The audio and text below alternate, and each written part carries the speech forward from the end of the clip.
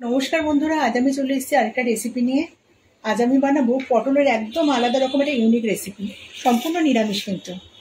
আলু আর পটলগুলো এভাবে কেটে নিয়েছি, পটলগুলো দুটুকরো করে নিয়েছি আর আলুগুলো এরকম ডুমো ডুমো করে কেটে নিয়েছি। প্রথমে আমি আলু আর পটলটাকে একটু লবণ মাখিয়ে রাখবো, তাহলে কিন্তু তাড়াতাড়ি সেদ্ধ হয়ে যাবে, একটু নরমও হবে। মিনিট 5-এর জন্য এটা মাখিয়ে আমি রেখে দিচ্ছি। আজকে কোনো বাটাবাটির ঝামেলা ছাড়াই আলু পটলের রেসিপিটা করব। হাফ টমেটো নিয়েছি, টমেটোটা অনেক বড়, গোটাটা দিলে টক হয়ে যাবে। এটা গেটারে ঘষে নেবো। আর একটুখানি আদা নিয়েছি, একদম অল্প, আদাটাও আমি গেটারে ঘষে নেবো। আর কাঁচা লঙ্কাগুলো আমি দুটুকরো করে চিড়ে নিয়েছি। দুটোর 1 মুঠ মুগ ডাল নিয়েছি। মুগ ডালটাকে আগে ভালো করে আমি ভেজে নেব।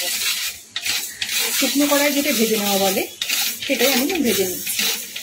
মুগ ডালটাকে হালকা করে ভেজে নিয়েছি। এটা কিন্তু এখন আমি কোনো কিছু করবো না, এটা আলাদা ব্যবস্থা হবে, এটাকে ঠান্ডা করবো আমি। কড়াইতে সর্ষের তেল দিয়ে দিয়েছি। এখন আলু আর পটলগুলোকে হালকা করে ভেজে নেব। আলুটা দিয়ে দিয়েছি, নেড়ে ছেড়ে একটু হালকা করে ভেজে নেব। আর এদিকে গেটারে আদা টমেটো গেটারে ঘষে দিয়েছি। আর 3টে কাঁচা লঙ্কা দেবো, 5টা দেবো না, তাহলে বেশি ঝাল হয়ে যাবে, লঙ্কাগুলো খুব ঝাল। এর মধ্যে দিয়ে দেবো হলুদের গুঁড়ো। আর কিন্তু আমি কোনো মশলার ব্যবহার করব না। আলুটা ভাজা হয়ে গেছে। আলুটা থেকে পটলটাও আমি একইভাবে ভেজে নেব। পটলগুলো ভাজা হতে হতে আমি একটা কাজ করে নেব। ভেজে রাখা মুগ ডালটা ঠান্ডা হয়ে গেছে, একটা পরিষ্কার কাপড়ের মধ্যে আমি নিয়ে নিলাম। এটাকে শুকনো করে মুছবো কিন্তু ভালো করে, ডালের মধ্যে তো অনেক ধুলো থাকে, হাতে বেশি সময় নেই, নাহলে আমি এটাকে ধুতাম, ধুয়ে পরে শোকাতাম। কষলে কষলে ভালো করে ধুলোটাকে আমি মুছে নেব। মুছে করে আমি এটাকে গুঁড়ো করবো মিক্সিতে দিয়ে।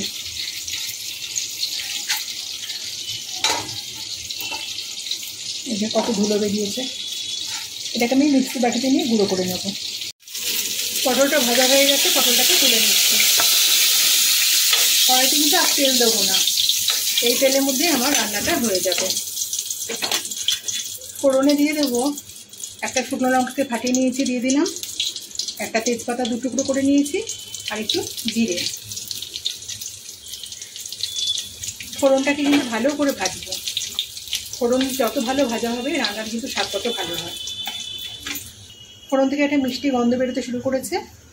এখন আদা টমেটো আর হলুদ গুঁড়োটা এর মধ্যে দিয়ে দেবো, একসাথে মিশিয়ে নিয়ে, নাহলে হলুদটা আবার পুড়ে যাবে।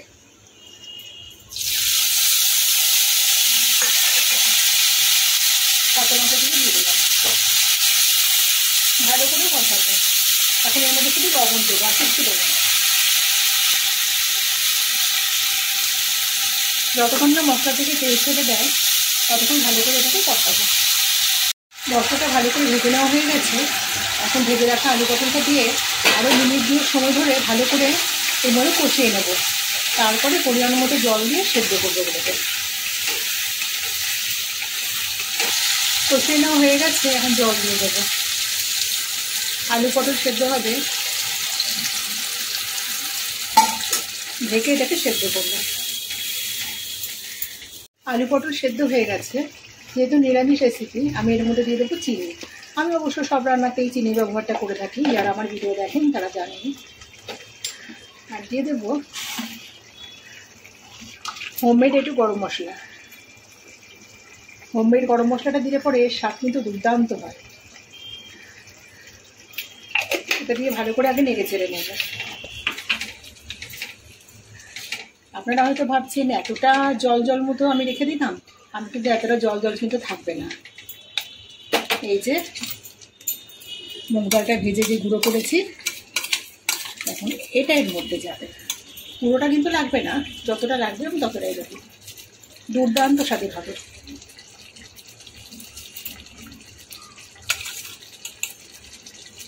বড় চামচে 3 চামচ ছড়িয়ে দিলাম। এবার এটাকে ভালো করে নেড়ে চেড়ে নেব। বন্ধুরা, এইভাবে একবার রান্না করে খেয়ে দেখবেন, এর স্বাদ যা হয় না, মানে কল্পনার বাইরে। যারা নিরামিষ খান তাদের পক্ষে কিন্তু ভীষণ ভালো একটা খাবার, আর খুবই হেলদি খাবার। এটা কিন্তু পুরোটাই টেনে নেবে। শেষে দিয়ে দেবো অল্প একটু ঘি। মুগ ডালের ব্যবহার যেখানে হবে সেখানে তো ঘিটা দিতেই হবে। ঘিটা দিয়ে ভালো করে নেড়ে চেড়ে নিচ্ছি। গ্যাসটাকে আমি বন্ধ করে দিলাম। দেখুন বন্ধুরা, দেখতে কত সুন্দর হয়েছে। দেখতে যত সুন্দর হয়েছে খেতে কিন্তু তার থেকে অনেক বেশি টেস্টি হয় এটা। এবার আমি এটাকে ঢেকে রেখে দেবো, নাহলে কিন্তু ঘি গরম মশলার গন্ধটা উড়ে যাবে। রেসিপিটা কেমন লাগলো অবশ্যই কমেন্টে জানাবেন। রেসিপিটা ভালো লেগে থাকলে একটা লাইক দেবেনই বন্ধুরা। ইদানিং আপনারা কিন্তু লাইক দিচ্ছেন না, আপনারা লাইক দিলে কিন্তু আমার খুব ভালোই লাগে। আর নতুন বন্ধুরা আমার চ্যানেলটাকে সাবস্ক্রাইব করে প্লিজ আমার পাশে থেকো।